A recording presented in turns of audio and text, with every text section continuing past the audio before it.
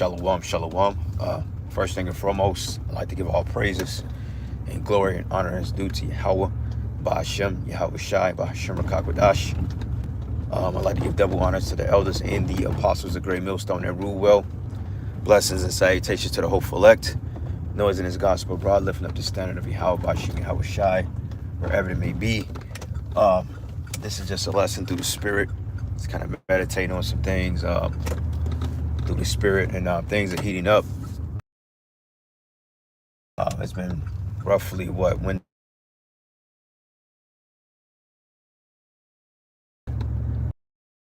8th, if I'm not mistaken, April 12th, one of those days. And some people say it's been like 40 days. I'm like, wow, that sounded like the eclipse was just like 3 weeks ago. But time is really moving. Time is speeding up, because the eclipse was like, I believe, April 8th, if I'm not mistaken, May 8th. And we're currently getting ready to be in June. So I don't think it was, 40 days. I would say 40 days roughly, because it's May 17th. And what was it, 10 days, the 6th, April 6th. So roughly about 40 days. So damn, about a month and a week and a half or so. But and all this inclement weather has been hitting Babylon the Great, from heat waves to tornadoes to power outages. Now they're talking about millions in Houston or parts of Texas are without power because allegedly not allegedly, but a storm disrupted the pylons out there, which the pylons are those big grid tower looking things. Like when you look in those fields and those big kind of gray silver towers, those are considered pylons, and that was pretty much hit by the storm that hit Houston. Okay, and they said that is millions without power, and this can possibly be a thing that could be going on for weeks, possibly months, depending on how quick they get these things up. But I remember going back into 2001 with what is it, Texas Energy or something like that. They have their particular I believe Texas have their own sustainable energy, like they have their own grid, so to speak. And I remember at that time they was talking about succeeding from the United States because they wasn't really vibing with the blue states and with the federal government due to the mandates that this guy Biden was doing during the time of the pandemic. So Texas already ready to succeed from America, and now all of a sudden you have these attacks on their infrastructure, which, those tornadoes, they didn't really look natural. And when I say natural, meaning, nature-based took its course, but some type of weapon, then again, it could have been natural. But regardless of it, it's all through the Spirit and power of Yahweh Ba'ashem Yahweh Shai, because he's ultimately in control of these particular storms, these endeavors, So also you had a barge that hit the bridge out in Galveston, Texas, destroyed part of the bridge. It didn't knock it down or anything like that, but it did do some structural damage. So now I believe that particular port is closed. And then all of a sudden they get hit with this crazy ass storm that knocked out power. And I remember at last week at camp, I was saying that it'll be a beautiful thing if the Lord came and smote Houston with a plague, because it ain't nothing but Jake culture down there, nigga culture, women jumping out of headlights, twerking on them, jumping out of red lights, twerking on headlights. I mean, I've seen videos virally of that debauchery going on down in Houston, man. Because when you look at Houston, it ain't nothing but like a block of line. I mean, it ain't nothing but a line on steroids, minus the Moism, but it's still wicked as hell, So with that being said, Yahweh Ba'ashem Yahweh Shai, he's really making moves on Babylon. And honestly speaking, we ain't seen nothing yet. People think that the Lord has gotten started. We ain't seen nothing yet, because this is just the beginning. Because I want to say, for the last 2 weeks, we've been getting hit with tornado warnings like every day, damn near, out here in the state of Missouri. Then you got Kansas, Oklahoma, and these Midwestern Plains states that's been getting hit with all types of storms and crazy ass weather and tornadoes. Like I believe they said 83 tornadoes touched down within the Midwestern region. Okay, 83 tornadoes, man. Okay, in a matter of days. So as time progresses and the evilness of this empire continues to go, this place is going to further sink into oblivion. Because when you look at the mindset and the morality of the people are totally on edge, man. I mean, you got homicides in Chicago in broad daylight on camera. And the crazy part about it is that everything in America is pretty much monitored.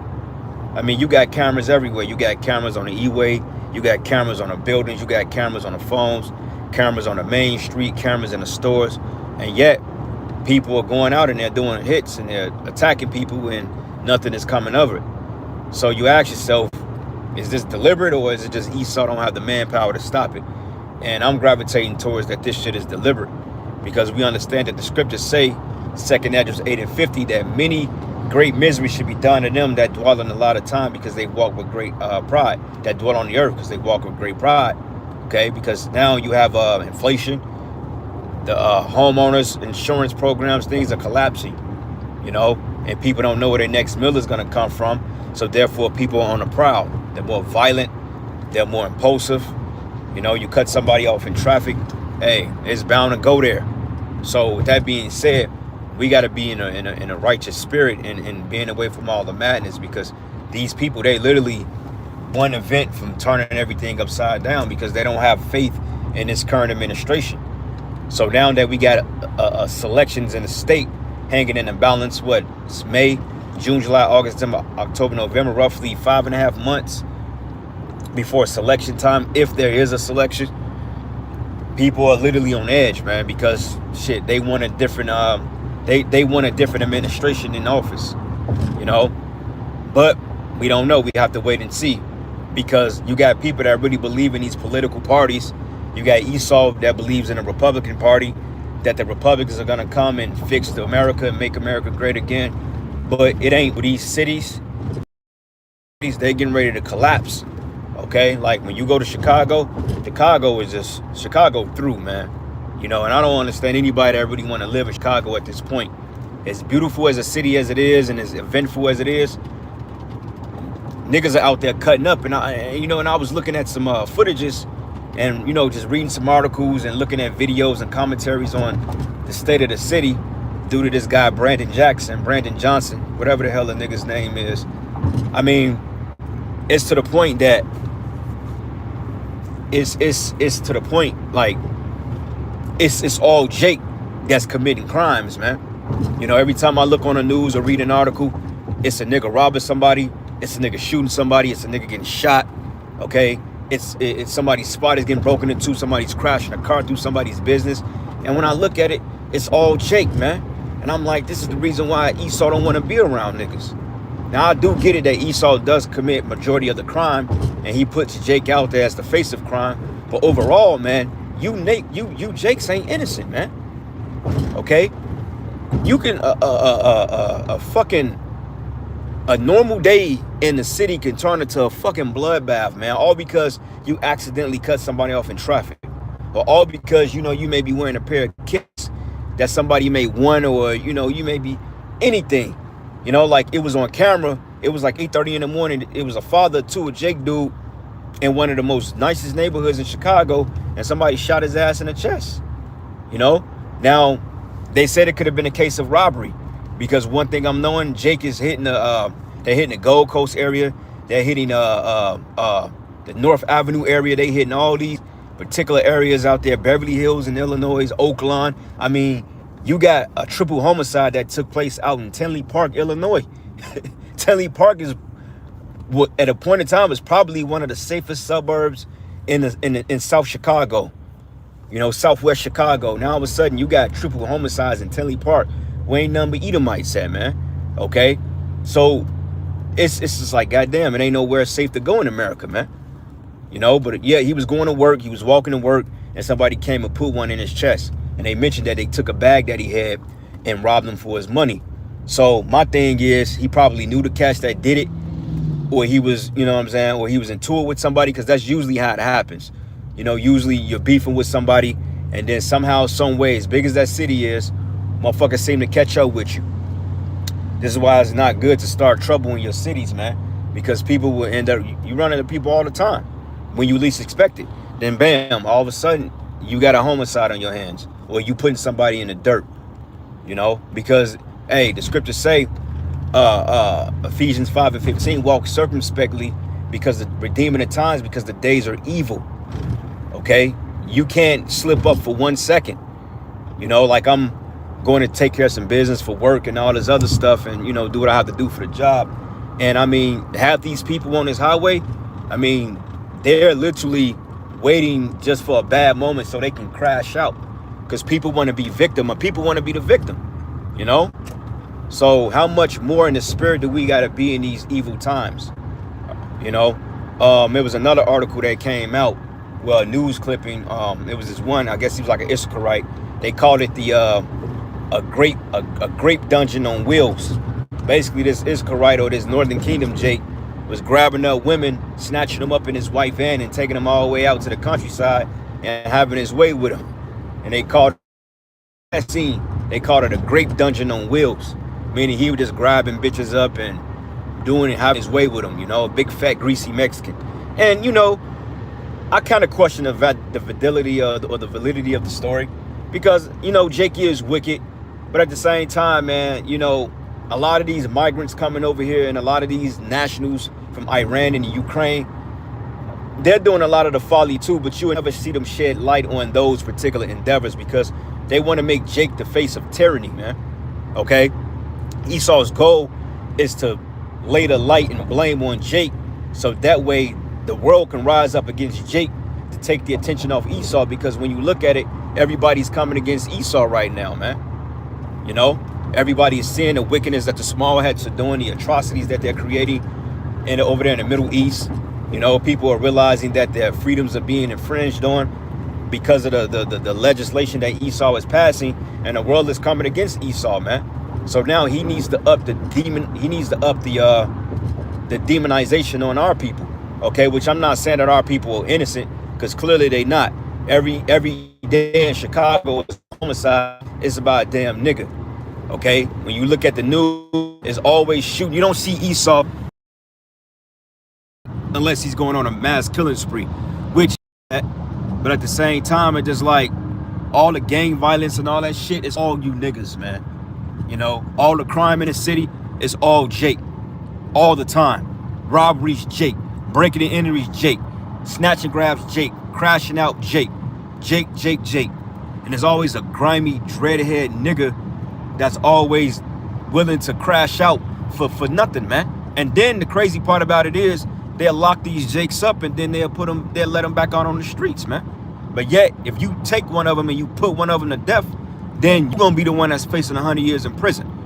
Like, I've never known a Saudi that was that corrupted to the point you get locked up for self-defense, but yet a repeat offender, a habitual criminal, can go out and create as many robberies and murders as he want and get a slap on the wrist. But if I was to fend one of these people off and send his ass to the spirit world, I gotta be the one that's gotta be facing 50 years in prison for defending myself against a degenerate, man, that's trying to harm me or the family, man, you know, or the brothers and shit. This place is totally unrighteous. That's why the scriptures say, when the wicked are in authority, the people mourn, but when the righteous bear rule, the people rejoice. This earth needs a new rulership, okay? Because this current rulership is not making it. It's not making the cut, okay? Price of goods are going up. Inflation is damn near at an all-time high. They was talking about Great Depression levels years ago, you know, because going back into 2020, 2021, we've saw the collapse of a lot of small businesses, man. Okay, and a lot of people took out PPP loans, and a lot of people are facing jail time and hefty fines because they didn't understand the terms and conditions of the PPP loan, and a lot of people were just scamming the system, and they got in trouble for it, you know. So this is a total wicked place, and this is why we're preaching the words of the Yahweh Bashim Yahushai, because hey, the Lord is getting ready to purge this goddamn place, man. Okay, they had what they called a no cash bail law, which was inducted into their law, I believe, January 1st of this year in all the major Democrat states. And you notice, like, the Democratic cities, those places are falling, man. California is through. Like, if you go, hey, don't go to LA. You know what I'm saying? Don't go to LA. Like, this ain't the time to be fucking around in California, shit, New York and Chicago. You know, and I will honestly say maybe Chicago may be a little bit more safer than those two places, because believe it or not, as dangerous as Chicago is, believe it or not, it's still not the most dangerous place in America. Okay, you can still find pretty safe havens in Chicago, and it's still a pretty nice city to visit. But at the same time, you got to know what to be, and you got to know how to move. If you moving reckless and you out at all times of night and you fucking around downtown after 11 o'clock, you bound to find some trouble, man. because hey, you got Pooh Shiesties out there, you know. So definitely, you gotta be crazy. You gotta be careful. America won't admit we're in a recession. Yeah, they are in a recession, but see, they run for that big R word, because when you say the recession, it's more like a depression. Okay, America's really in a depression, and this is why the dollar is collapsing. You know, and this is why Esau Edom wants to get those CBDCs rolled out by the beginning of the year, because what we found out back October of this year, BRICS is done with the dollar. Okay, so when they're done with the US dollar, interest rates are going to go up, mortgage rates are going to go up. Okay, the price you paying on a dollar is going to go up, price of goods are going to go up. And you thought you saw crime back in 2020? We ain't seen nothing yet, man. Okay, because I remember when the pandemic hit and people started losing their jobs and they got laid off. I mean, people was literally bugging the fuck out. I mean, breaking in your homes, pulling pistols on you. The road rage, it totally turned up. And that was just a precursor as what the Lord showed us, you know? So just imagine when you have a full-fledged societal collapse. People are gonna literally be at each other's throats, man. Okay, because the scriptures say that I was set Egyptian against Egyptian. And the modern day Egyptians are these Americans, man.